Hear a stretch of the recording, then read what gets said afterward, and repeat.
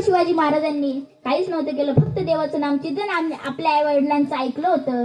अरे माझ्या शंभू राजाला आपल्याच माणसांनी पकडून दिलं, सक्का मेवना होता गणोजी तरी पकडून दिलं. अरे शंभू राजे म्हणतायत, कुठे आहे तो गणोजी, सांगा त्याला.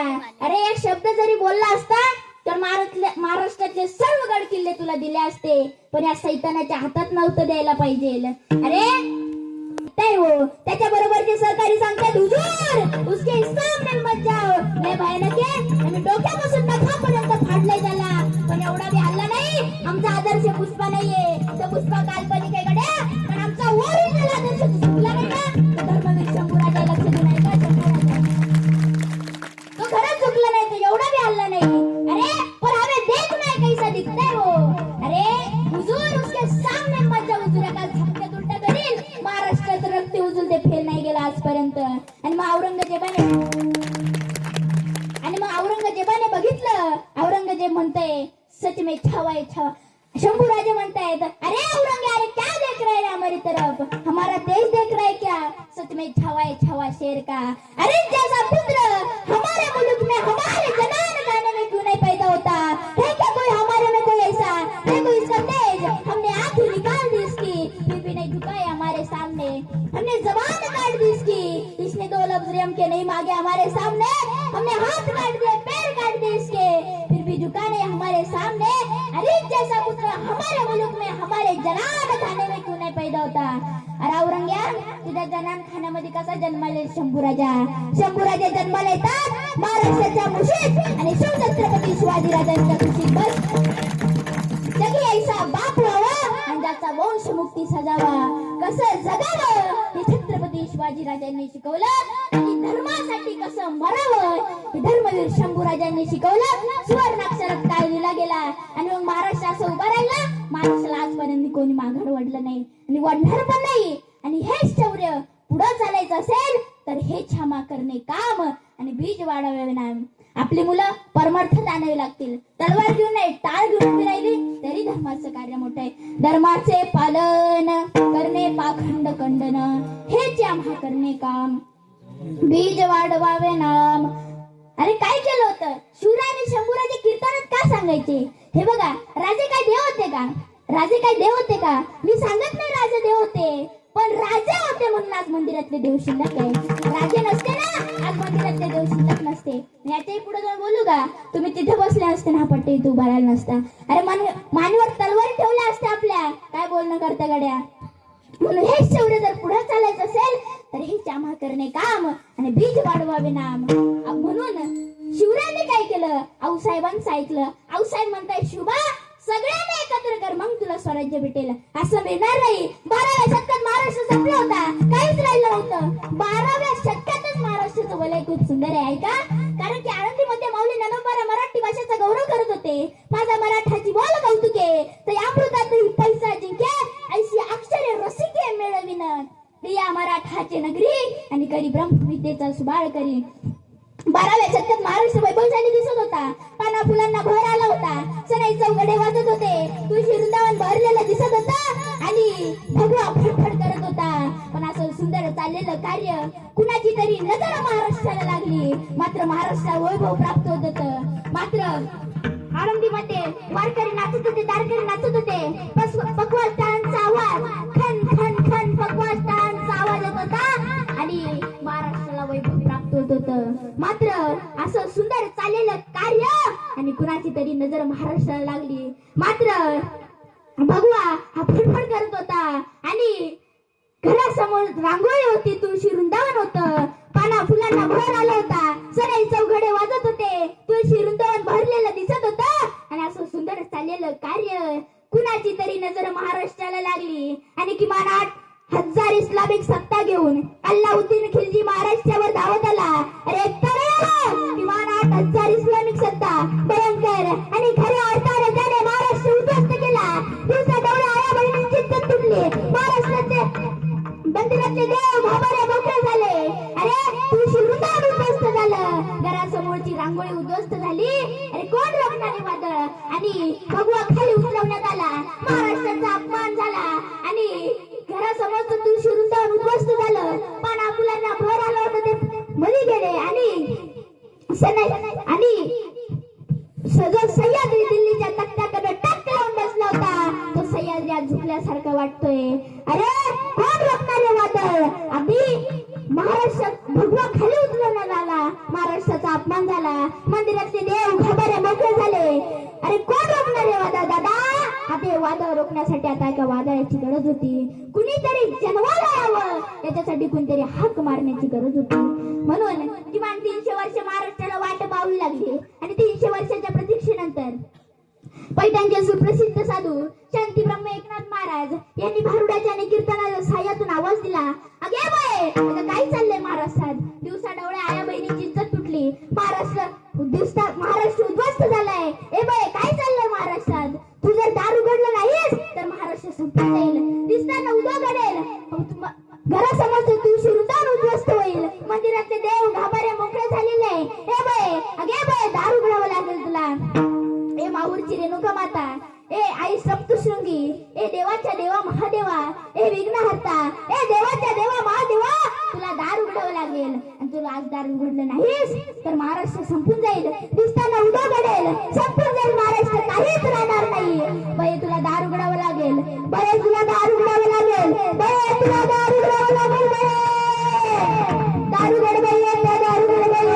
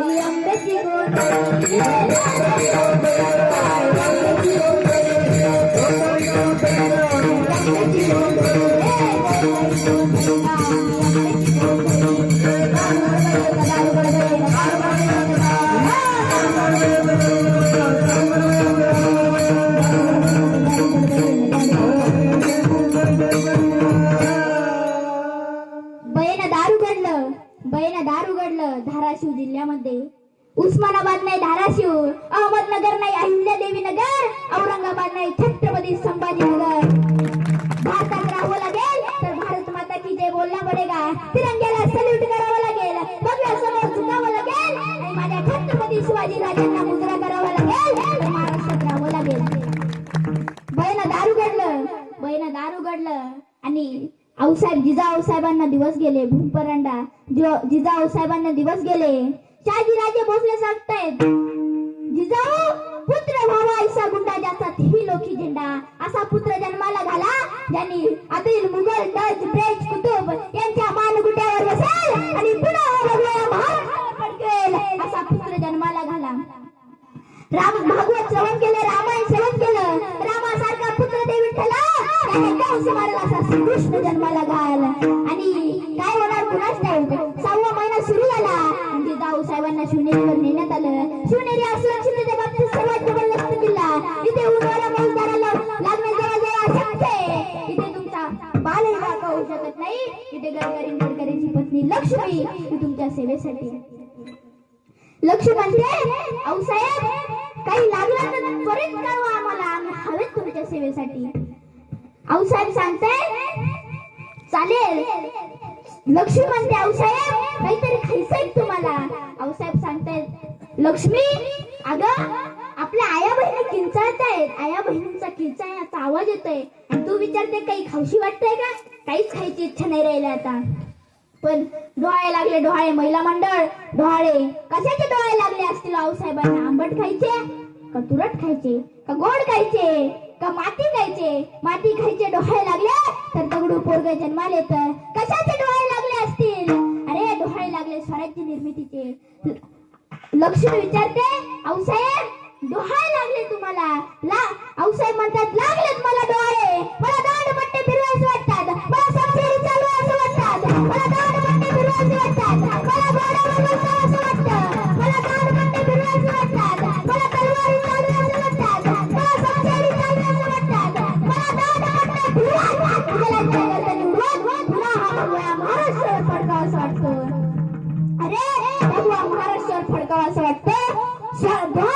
स्वराज्य निर्मितीचे.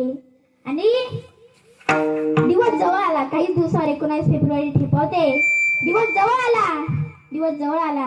फाल्गुन वैद्य तृतीया. फाल्गुन वैद्य तृतीया. आणि अखेर तो दिवस उजाडला. फाल्गुन वैद्य तृतीया. फाल्गुन वैद्य तृतीया. 19 फेब्रुवारी 1630. 19 फेब्रुवारी 1630. शिवनेरीचा आवाज आला. शिवनेरीचा आवाज आला. जो आयुष्यभर रयतेसाठी जो आयुष्यभर आपल्या जीवाशी खेळल आणि जीवाशी खेळून हा भगवान पुन्हा या महाराष्ट्रावर पडकवल. असा पुत्र जन्माला आला. माझे राजे जन्माला आले.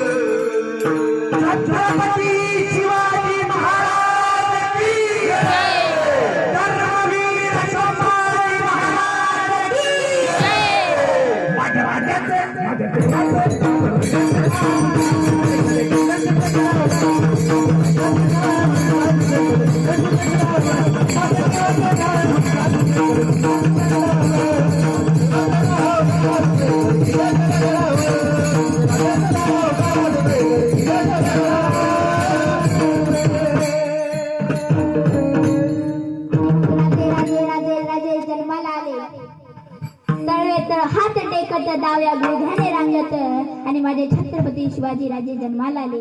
महाराजांचं वयवर्ष झालं 10 वर्ष. महाराजांचा वयाच्या 10व्या वर्षी पहिला विवाह झालेला आहे. वयाच्या 10व्या वर्षी महाराजांचा पहिला विवाह झालेला आहे. आऊसाहेब म्हणताय शुभा इकडे. अरे तुझा विवाह करायचा आहे. शुभा म्हणतो आई असलं बोलणं करते विवाहाचं असलं. अरे एक सांगू का राजांचे एकूण 8 लग्न झालेले आहेत. काय शिकायचं राजांकडून आपण. हम दो हमारे दो नाही. अरे काय शिकायचं राजांकडून. आऊसाहेब म्हणतायत शुभा तुला 8 घराणे एकत्र करायचे. तुला जर स्वराज्य निर्माण करायचंय ना तरी 8 घराणे एकत्र करावे लागतील. 8 घराण्यातली एक एक कन्या केली. अरे आता शुभा अखेरच्या श्वासापर्यंत कोणी तुटत नाही. अखेरच्या श्वासापर्यंत ना मुघलांकडं ना कुतुबांकडं कोणाकडेच जात नाही. अखेरच्या श्वासापर्यंत तुझ्या स्वराज्याची एकनिष्ठ राहणार आहे. म्हणून तुझ्या स्वराज्याची एकनिष्ठ राहणार आहे असं आऊसाहेब सांगतायत. शुभा म्हणतो आई मानलं गाड्या तुला याला म्हणतात राजकारण. शुभा निंबाळकर आऊसाहेब सांगतायत निंबाळकर कन्येला उद्या गडावर घेऊन या. तुरु तुरु चालत सईबाई या जिथे शिवराय तलवार चालत आहेत तिथे जाऊन बसल्या. मात्र तिथे बसल्या आणि शिवरायांकडे डक लावून बघू लागल्या. आणि शिवराय आणि निंबाळकर म्हणतायत सईबाई इकडे. अगं आपल्या जिजाऊ साहेब आहे मुजराकर. तुरु चालत जिजाऊ आऊसाहेबांकडे गेले आणि आऊसाहेबांना सांगता आऊसाहेब काही चुकलं का आमचं. नाही. आऊसाहेबांच्या तुरु चालत आऊसाहेबांच्या मांडीवर बसल्या.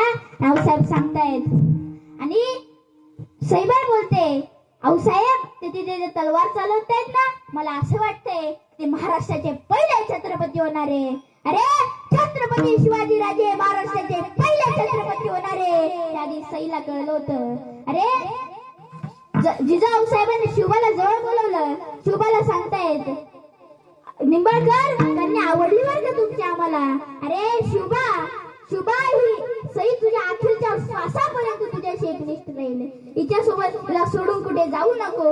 अरे पण सईबाई अशा दुर्दैवी आई आहे ज्या बाळाला दूध पाजू शकली नाही. माझ्या सरजा छत्रपती शंभूराजे 2 वर्षाचे होते तेव्हा सईबाई या त्यांना निघून सोडून गेलेल्या आहे या जगामधून. अरे अरे माझा 2 वर्षाचा आहे तू शंभू राजा, हातावर दे माझ्या. अरे सईबाई म्हणतायत माझा शंभू राजा हा महाराष्ट्राचा छत्रपती होणार आहे. अरे छत्रपती शिवाजी राजे आणि छत्रपती शंभू राजे हे महाराष्ट्राचे छत्रपती होणार आहे. आधी सईबाईला कळलं होतं. अरे म्हणजे तसाच माणूस होता ना माझा शंभू राजा. कसा? अरे त्या मुघलांच्या हाती गेला. राजे अजून 20 वर्ष जरी जगले असते ना संपूर्ण महाराष्ट्राचं तोंड बदलून टाकलं असतं. फक्त माझे राजे 20 वर्ष जगायला पाहिजे होते. अरे त्या सैतानांनी अंगावरची कातडी काढून घेतली. अरे ही आई पाहिजे होती तिथे हळद लावण्यासाठी. नाही, त्या सैतानाने त्याच्यावर मिठाचं पाणी ओतलं. अरे जीव तडफडला नसेल का रे? जीव पाण्यातून मासावरती काढा असा जीव तडफडला असेल. म्हणजे असे पुत्र जन्माला आले पाहिजे, असे सात्विक कर्म करणारे पुत्र जन्माला आले पाहिजे. म्हणजे सात्विक आणि अशा मुलांबद्दल तुकाराम महाराजांना काय वाटतं तर अभंगाचा शेवट.